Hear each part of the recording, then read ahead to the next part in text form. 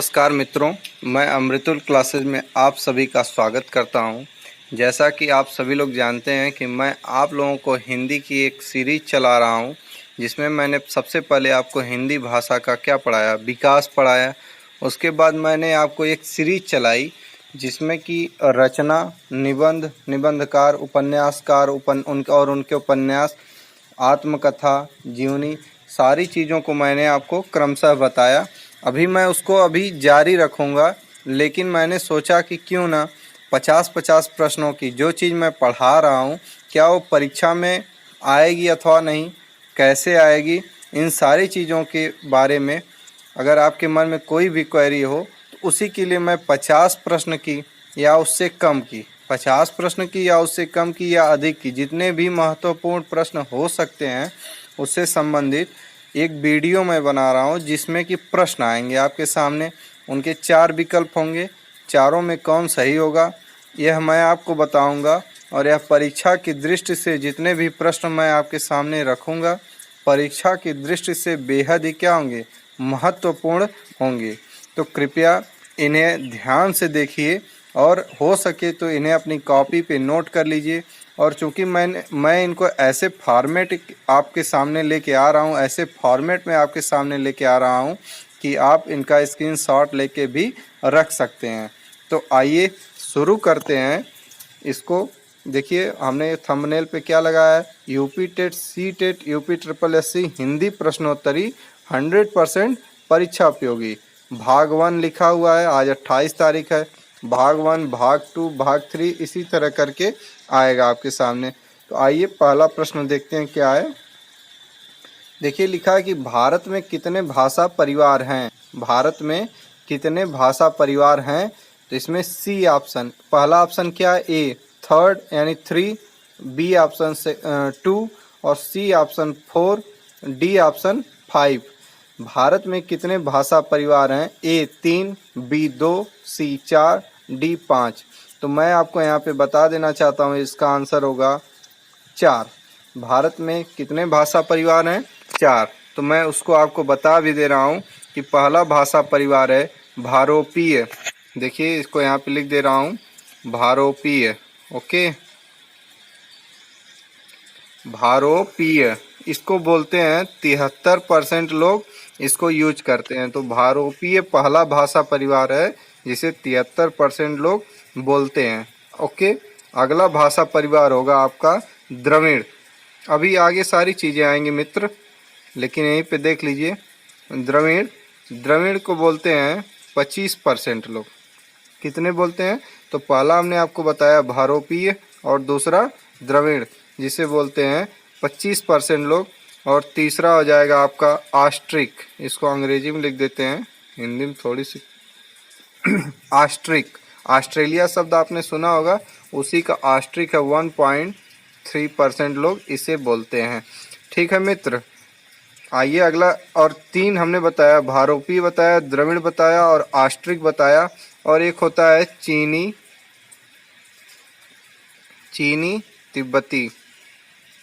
यह परिवार है, भाषा परिवार कितने हैं, 4 हैं, भारोपीय, द्रविड़, ऑस्ट्रिक, चीनी तिब्बती।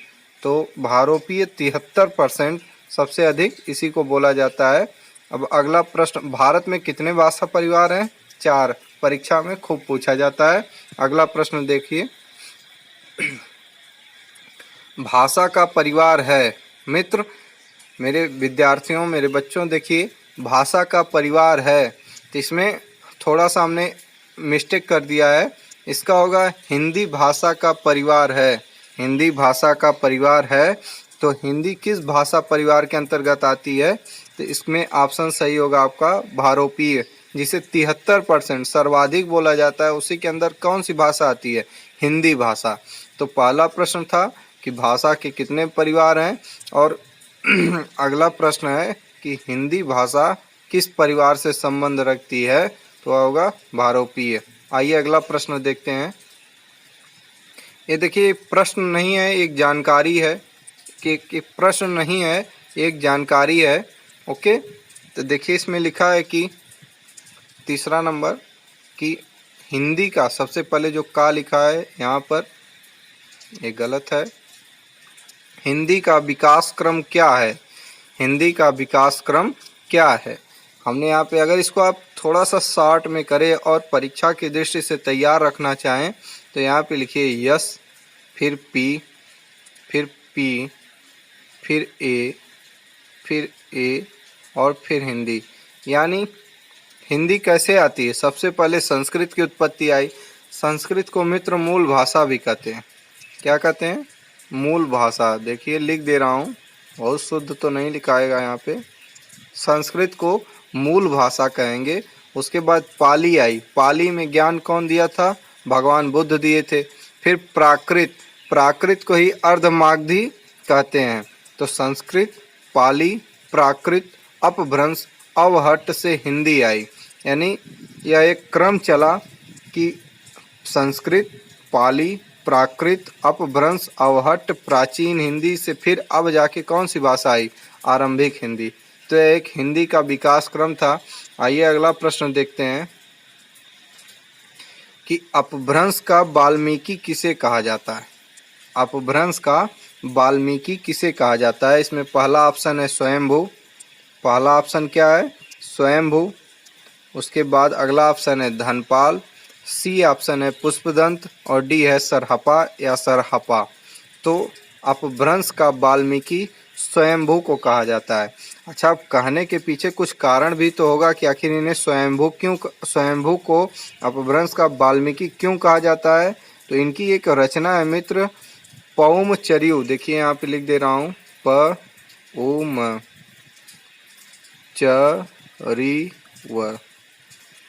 पौमचर्यु।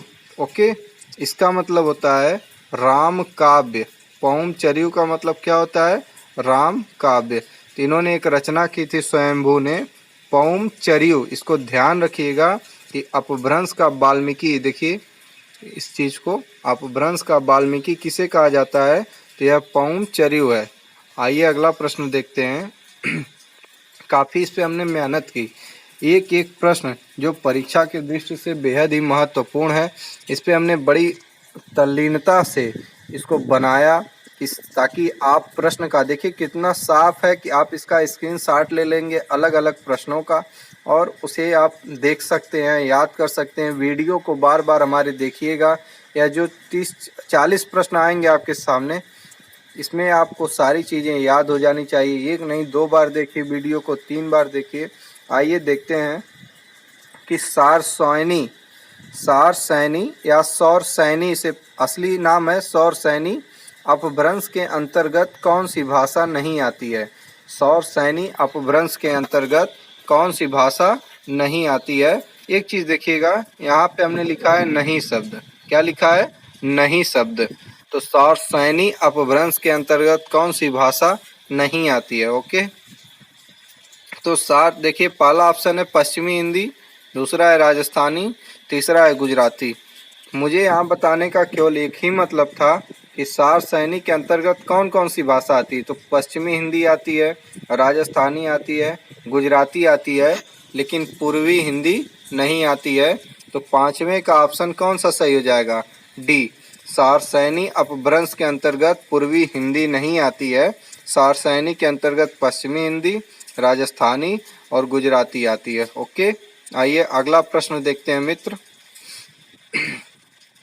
अर्धमागधी के अंतर्गत आने वाली भाषा कौन सी है? देखिए 1 मिनट सुनिए हमें कि अपभ्रंश जो है, अपभ्रंश के भेद होते हैं सौरसैनी, अर्धमागधी, मागधी, खस, ब्राह्मण, महाराष्ट्री। सारसैनी के अपभ्रंश के कौन कौन से भेद होते हैं? सौरसैनी, अर्धमागधी, मागधी, खस, ब्राह्मण, महाराष्ट्री।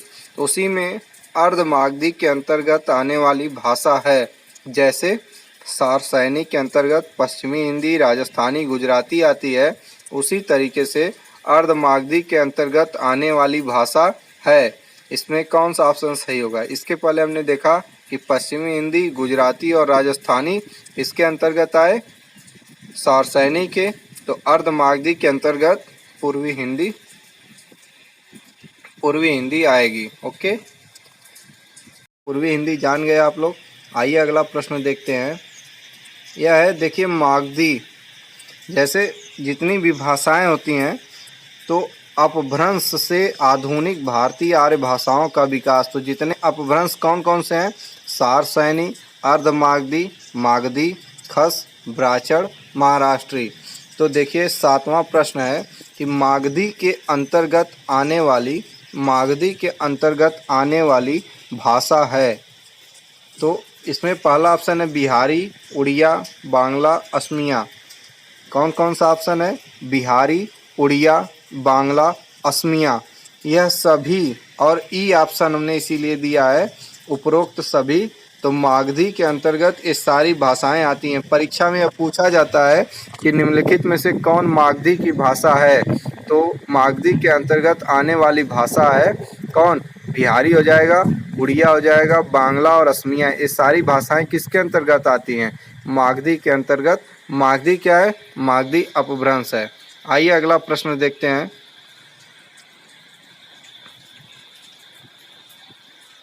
अगला प्रश्न है कि ब्राह्मण के अंतर्गत आने वाली भाषा है। ब्राह्मण भी क्या है? अपभ्रंश है। तो ब्राह्मण के अंतर्गत आने वाली भाषा है, इसमें पहला ऑप्शन पंजाबी, दूसरा है सिंधी, और सी ऑप्शन है कौन सा? उपरोक्त दोनों, और डी ऑप्शन है कोई नहीं। तो ब्राह्मण जो अपभ्रंश है, यह सौरसैनी से प्रभावित भाषा है, और इसमें पंजाबी और सिंधी दोनों आते हैं, इसीलिए कौन सा ऑप्शन सही हो जाएगा? सी ऑप्शन सही हो जाएगा। आइए अगला प्रश्न देखते हैं। देखिए निम्नलिखित में से हिंदी कहाँ नहीं बोली जाती है। यह एक सामान्य प्रश्न है, लेकिन परीक्षा में बार बार पूछा जाता है कि हिंदी कहाँ नहीं बोली जाती है। तो हिंदी मित्रों कुल 9 राज्यों में बोली जाती है। हिंदी कितने राज्यों में बोली जाती है? कुल 9 राज्यों में बोली जाती है, जिसमें सबसे पहला राज्य है आपका उत्तर प्रदेश। सबसे पहला राज्य कौन सा है? उत्तर प्रदेश। आइए मैं इसको यहाँ पे क्रम से लिख दे रहा हूँ, ताकि चीज़ों को, मैंने वीडियो में, जो मैं हिंदी की पहली वीडियो बनाया था, उसमें इस चीज़ को बताया हूँ कि हिंदी कहाँ कहाँ बोली जाती है। तो देखिए इसमें आपका हो जाएगा उत्तर प्रदेश, राजस्थान, दिल्ली। एकमात्र केंद्र शासित प्रदेश है जहाँ पे हिंदी क्या की जाती है? बोली जाती है। तो हो जाएगा आपका उत्तर प्रदेश, राजस्थान और दिल्ली। और देखिए राज्य हैं आपके उत्तराखंड, यूके लिख दे रहा हूँ उसे, उत्तराखंड हो गया। फिर बिहार हो गया, जहाँ पे हिंदी बोली जाती है। तो ध्यान से सुन लीजिए, उत्तर प्रदेश, उत्तराखंड, बिहार। और झारखंड, मध्य प्रदेश, छत्तीसगढ़, राजस्थान, हरियाणा और हिमाचल प्रदेश। यह वो राज्य हैं जहाँ पे क्या होता है? हिंदी बोली जाती है। लेकिन इसमें एक ऑप्शन देखिए महाराष्ट्र है, इसका नाम मैंने नहीं लिया, तो यही इस सवाल का क्या होगा? जवाब होगा। आइए अगला प्रश्न देखते हैं। सर्वप्रथम हिंदी का उपभाषा एवं बोलियों में वर्गीकरण किसने किया है?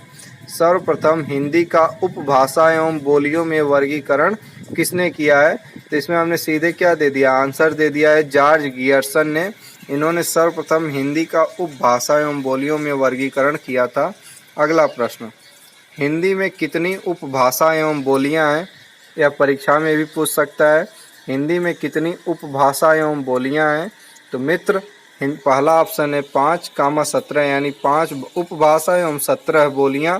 दूसरा है 17 अथवा 5। सी ऑप्शन है 18 और 6, और डी ऑप्शन है 17 और 6। तो इसमें आपका पहला ऑप्शन 5 और 17 क्या होगा? सही होगा। 1 मिनट, देखिए ए सही, 11वें का ए ऑप्शन सही है। 12वां प्रश्न देखते हैं। ये 12वां प्रश्न है, लेकिन यहाँ पे 11 लिखा हुआ, उससे कोई मतलब नहीं है। हिंदी की बोलियों का वर्गीकरण है। हिंदी की बोलियाँ, यानी हिंदी की जो बोलियाँ हैं वो कितने भाग में बांटी गई हैं। हिंदी की जो बोलियाँ हैं उपभाषा, उनका कितना भाग में वर्गीकरण किया गया है, उसे देखते हैं।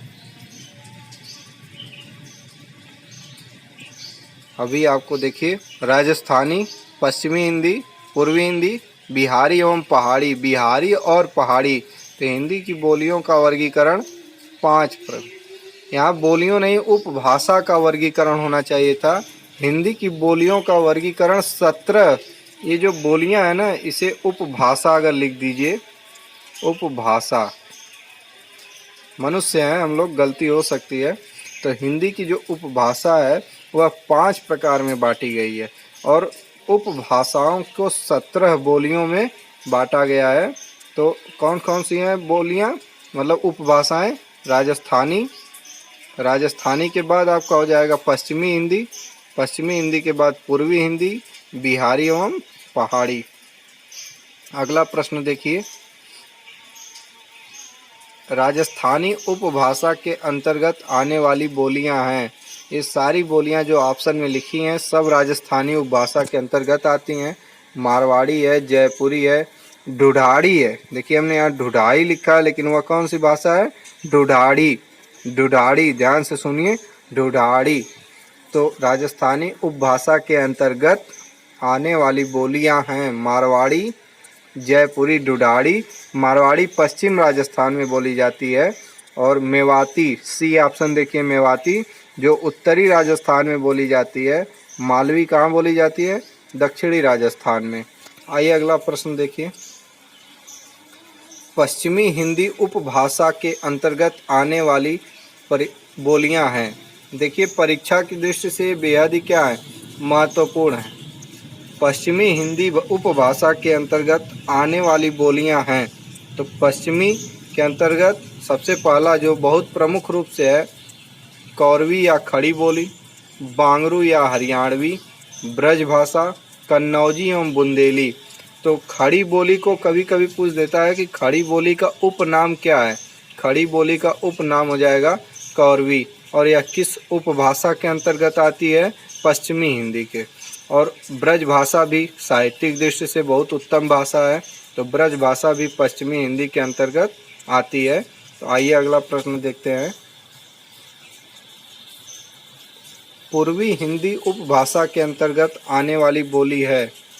देखिए परीक्षा में क्या पूछता है कि निम्नलिखित में से कौन पूर्वी हिंदी उपभाषा के अंतर्गत आने वाली बोली नहीं है। इसमें जो ऑप्शन दिया है, अवधी को अगर ए से दिखाएं, अवधी को ए से दिखाएं, बघेली को बी से दिखाएं, छत्तीसगढ़ी को सी से दिखाएं, तो पूर्वी हिंदी के अंतर्गत आने वाली बोलियां ए बी सी हैं, अवधी, बघेली, छत्तीसगढ़ी। इसमें ऑप्शन डी सही हो जाएगा। अगला प्रश्न देखिए, बिहारी हिंदी उपभाषा के अंतर्गत आने वाली बोलियां हैं। बिहारी हिंदी उपभाषा के अंतर्गत आने वाली बोलियां हैं, तो इसमें भोजपुरी, मगही, मैथिली, यानी इसको अगर हम लिखें क्या, BM2, BM2, तो बिहारी हिंदी उपभाषा के अंतर्गत आने वाली बोलियां हैं BM2, यानी उपरोक्त सभी इसका जवाब हो जाएगा। ठीक है, बिहारी हिंदी उपभाषा के अंतर्गत आने वाली भोजपुरी, मगही, मैथिली। आइए अगला प्रश्न देखते हैं,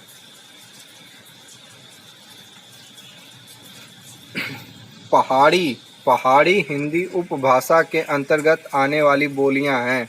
पहाड़ी उपभाषा को 5 प्रकार में बांटा गया है, राजस्थानी, पश्चिमी हिंदी, पूर्वी हिंदी, बिहारी, पहाड़ी। हमने बिहारी तक देख लिया था, अब पहाड़ी हिंदी उपभाषा के अंतर्गत आने वाली बोलियां हैं। इसमें कुमाऊनी और गढ़वाली ये दोनों पहाड़ी हिंदी है, इसीलिए सी ऑप्शन क्या होगा, सही हो जाएगा। ठीक है, अगला प्रश्न देखते हैं, भाषा का विकास क्रम बताइए। भाषा का विकास क्रम बताइए। तो भाषा का विकास क्रम यानी भाषा कैसे बनती है, तो सबसे पहले बोली आती है। सबसे पहले बोली आती है जो एक विशेष क्षेत्र में बोली जाती है। बोली क्या होती है? जो एक विशेष क्षेत्र में बोली जाती है, लेकिन इसमें रचना नहीं पाई जाती है। बोली में रचना नहीं पाई जाती। अगर यहाँ लिखें रचना और इसे कट कर दें तो रचना नहीं पाई जाती है। विभाषा, जब बोली थोड़ा सा साहित्यिक दृष्टि से मजबूत हो जाती है तो वहाँ विभाषा हो जाती है। और भाषा, जब साहित्यकार किसी भी भाषा को, किसी उपभाषा को मान्यता प्रदान कर देते हैं तो वह क्या हो जाती है, भाषा हो जाती है, उसे एक दर्जा प्राप्त हो जाता है। तो यह भाषा का विकास क्रम था। आइए अगला प्रश्न देखते हैं। आप इसका स्क्रीनशॉट भी ले सकते हैं मित्र, क्योंकि परीक्षा में देखिए क्या है ना कि आप कुछ भी पढ़ लीजिए, लेकिन जब तक आप प्रश्न का स्वरूप नहीं देखेंगे कि प्रश्न किस प्रकार पूछता है, तब तक आपके मन में हमेशा संदेह की स्थिति बनी रहेगी। इसीलिए मैं ये सब चीज़ आपके सामने लेके आया हूँ, मेहनत किया हूँ इस पे काफ़ी। तो आइए अगला प्रश्न देखते हैं। कौरवी या खड़ी बोली का अन्य नाम क्या है? अभी मैं आपके सामने कह रहा था कि खड़ी बोली का अन्य नाम पूछ देता है, तो कौरवी या खड़ी का अन्य नाम देखिए यहाँ पे लिखा है, बोलचाल की हिंदी, सर हिंदी या वर्नाकुलर खड़ी बोली। यह एक कौरवी या खड़ी बोली का अन्य नाम है। आइए 18वां प्रश्न देखते हैं। कौरवी या खड़ी बोली कहाँ की आदर्श बोली? यह भी परीक्षा में पूछा जाता है कि कौरवी या खड़ी बोली कहाँ की आदर्श बोली है। तो ये इसमें ऑप्शन आपका ए सही हो जाएगा। मेरठ की बोली या आदर्श बोली कौन सी है? कौरवी अथवा खड़ी बोली। ओके, अगला प्रश्न देखिए। ब्रज भाषा देश के बाहर और कहाँ बोली जाती है? बहुत ही महत्वपूर्ण प्रश्न है कि ब्रज भाषा देश के बाहर और कहाँ बोली जाती है। तो इसमें बी ऑप्शन सही है। तजबेकिस्तान एक देश है, तजबेकिस्तान, वहाँ पे ब्रज भाषा बोली जाती है। अगला प्रश्न देखिए कि ब्रज भाषा को बंगाल में किस नाम से जाना जाता है? बहुत ही महत्वपूर्ण प्रश्न मित्रों, बहुत ही महत्वपूर्ण प्रश्न। ब्रज भाषा को बंगाल में किस नाम से जाना जाता है? ब्रजबुली।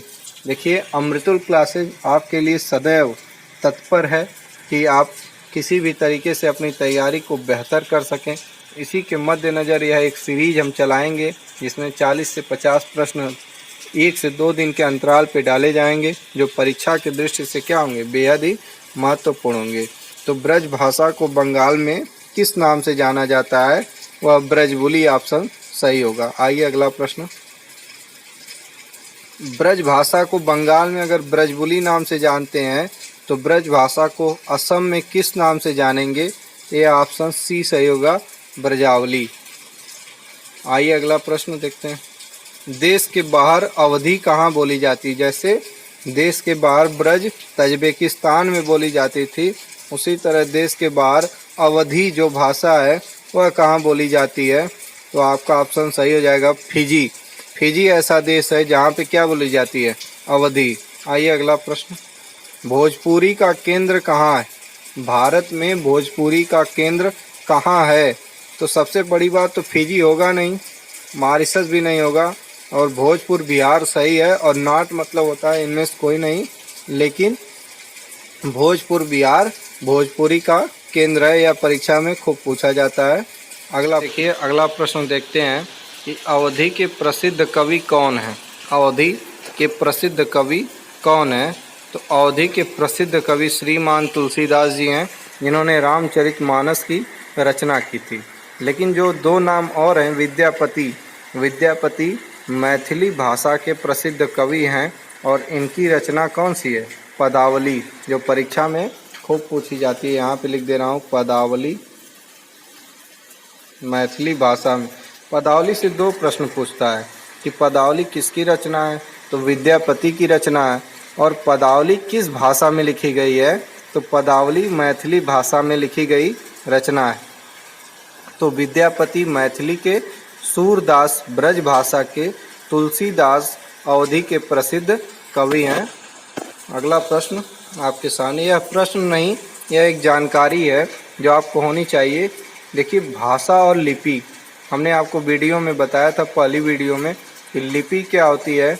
लिखित वर्ण संकेतों के माध्यम से। ध्यान दीजिएगा इस चीज़ को, लिखित को ध्यान दीजिएगा। लिखित मतलब जो चीज़ लिख दी गई, यदि आप अपने भाव अथवा विचारों को वर्ण संकेतों के माध्यम से लिख कर दर्शा रहे हैं तो वह लिपि हो जाएगी। लेकिन यदि आप केवल अपने भाव एवं विचारों को बोल रहे हैं तो वह भाषा हो जाएगी। अगला प्रश्न देखिए, भारत की लिपियाँ किस लिपि से विकसित हुई हैं या निकली हैं?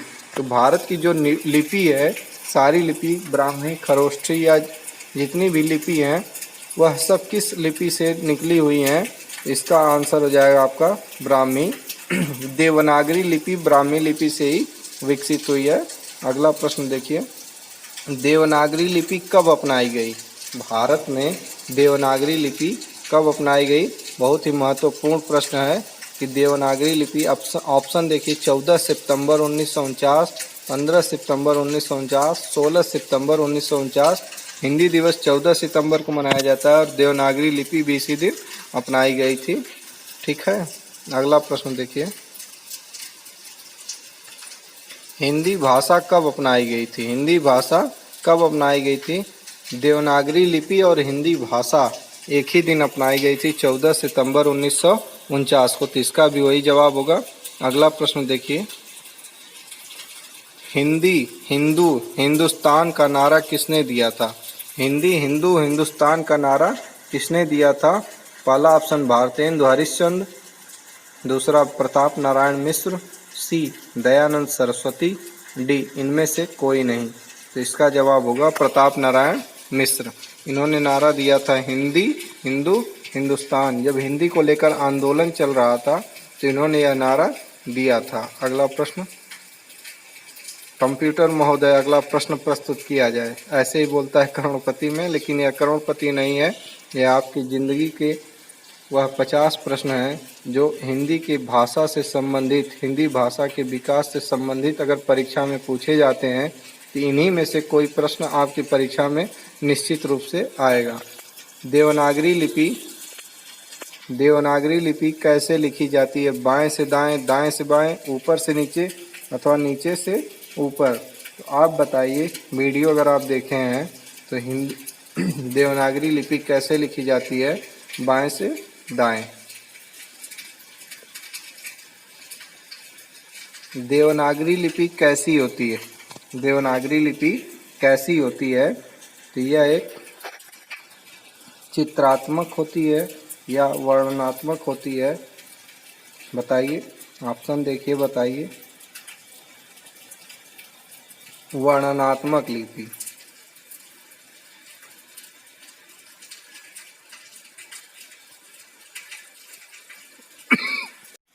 देवनागरी लिपि कैसी होती है? देवनागरी लिपि कैसी होती है?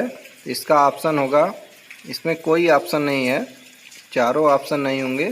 तो देवनागरी लिपि मैं आपको बता दे रहा हूँ, अक्षरात्मक होती है। अगर इसको यहाँ पे काट दें और लिख दें अक्षरात्मक, अक्षरात्मक, तो देवनागरी लिपि अक्षरात्मक होती है। अगला प्रश्न देखिए, निम्नलिखित में से कौन सी भाषा संस्कृत भाषा की अपभ्रंश है? संस्कृत भाषा की अपभ्रंश यानी संस्कृत के बाद कौन सी भाषा आती है? तो सबसे पहले हमने क्या बताया, संस्कृत, फिर पाली, फिर प्राकृत आई थी। ओके, तो इस हिसाब से संस्कृत, पाली, प्राकृत अपभ्रंश अवहट्ट होती है। तो डी ऑप्शन सही हो जाएगा। कौन सा ऑप्शन? D option. संस्कृत भाषा की अपभ्रंश पाली हो जाएगी। अगला प्रश्न देखिए, वर्तमान हिंदी का प्रचलित रूप है, यह भी परीक्षा में पूछता है कि वर्तमान हिंदी का प्रचलित रूप कौन सा है? तो खड़ी बोली हो जाएगा। अगला प्रश्न, छत्तीसगढ़ी बोली किसके अंतर्गत आती है? तो पूर्वी हिंदी के अंतर्गत Awadhi, Bagheli, Chhattisgarhi, A B C, इसमें पूर्वी हिंदी सही होगा। भारतीय संविधान में हिंदी अथवा राजभाषा संबंधी प्रावधान का उल्लेख है। भारतीय संविधान में हिंदी अथवा राजभाषा संबंधी प्रावधान का उल्लेख है। इससे एक चीज़ और क्लियर है कि हिंदी को कौन सा भाषा माना गया है? राजभाषा। हिंदी को राष्ट्रभाषा न मान के राजभाषा माना गया है। तो यह ए ऑप्शन सही होगा। अगला प्रश्न देखिए, दक्षिण भारत हिंदी प्रचार सभा का मुख्यालय है। दक्षिण भारत हिंदी प्रचार सभा का मुख्यालय कहाँ पे है? ये आपका कौन सा ऑप्शन सही होगा, इसमें बताइए। दक्षिण भारत हिंदी प्रचार सभा का मुख्यालय कहाँ पे होगा? ऑप्शन आपके सामने है, बताइए। यह एक महत्वपूर्ण प्रश्न है परीक्षा की दृष्टि से, जिसमें कोई लॉजिक नहीं, सीधे आपको याद करना होगा। इसमें सी ऑप्शन सही होगा। दक्षिण भारत हिंदी प्रचार सभा का मुख्यालय चेन्नई में। 36वां प्रश्न, 1955 में गठित प्रथम राजभाषा आयोग के अध्यक्ष कौन थे? बताइए। बीजी खेर। बीजी खेर जो पहला राजभाषा आयोग बना था उसके अध्यक्ष बनाए गए थे। भारतीय संविधान की 8वीं अनुसूची में शामिल भारतीय भाषाओं की संख्या कितनी है? अर्थात वर्तमान में कितनी भाषाएं बोली जाती हैं? तो 22 भाषाएं बोली जाती हैं। 22 भाषाएं संवैधानिक दृष्टि से हैं, बोली तो बहुत सारी भाषाएं जाती हैं। विकास की दृष्टि से प्राकृत की पूर्वकालीन अवस्था कौन सी होगी? प्राकृत के पहले अभी आपने देखा सबसे पहले संस्कृत, फिर पाली, फिर प्राकृत। तो विकास की दृष्टि से प्राकृत की पूर्वकालीन अवस्था पाली। कौन सी होगी? पाली। ये ऑप्शन सही है। विश्व हिंदी दिवस कब मनाया जाता है? विश्व हिंदी दिवस कब मनाया जाता है? 14 सितंबर, 10 जनवरी, 14 नवंबर, 5 सितंबर। तो 5 सितंबर को शिक्षक दिवस मनाया जाता है, 10 जनवरी को विश्व हिंदी दिवस, 14 सितंबर को भारत में हिंदी दिवस मनाया जाता है। अगला प्रश्न देखिए, हिंदी को कौन सा दर्जा प्राप्त है? आखिरी सवाल है, हिंदी को कौन सा दर्जा प्राप्त है? तो राजभाषा, राष्ट्रभाषा, उपरोक्त दोनों। इसमें बी ऑप्शन सही है। ये 40 प्रश्न हमने आपके सामने प्रस्तुत किए। मेरे हिसाब से यह बहुत ही महत्वपूर्ण प्रश्न है। आप इस वीडियो को ज़्यादा से ज़्यादा देखिए और ज़्यादा से ज़्यादा लोगों के पास इसे शेयर करिए। वीडियो अच्छी लगी हो तो लाइक करिए, कमेंट करिए। इसी के साथ बहुत बहुत धन्यवाद। मैं फिर से आप लोगों के सामने एक नई सीरीज प्रश्नों की लेकर के जल्द से जल्द उपस्थित होऊंगा। बहुत बहुत धन्यवाद। आपका दिन शुभ हो।